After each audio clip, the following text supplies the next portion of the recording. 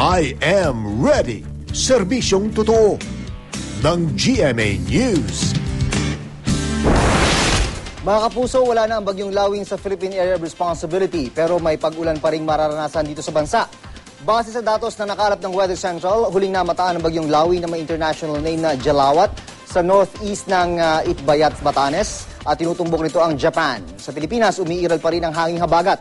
Magdadala ito ng pag-ulan sa kanlurang bahagi ng Luzon, lalo na sa Bataan at Zambales. Dito sa Metro Manila, may posibilidad ng pag-ulan ngayong hapon. Sa susunod na 5 araw, magiging mas maganda ang inaasahang panahon pero posible pa ring umulan, kaya ugaliin ang pagbaon ng panangga sa ulan. Mas maganda naman ang panahon sa Visayas ngayong araw. Pati na rin po sa Mindanao.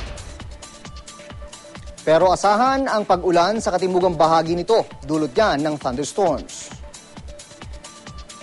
Sa mga maglalayag, iwasan ang seaboards ng Northern Luzon at Eastern seaboards ng Central Luzon. Mataas pa po ang alon dyan dahil pa rin sa bagyong Lawin.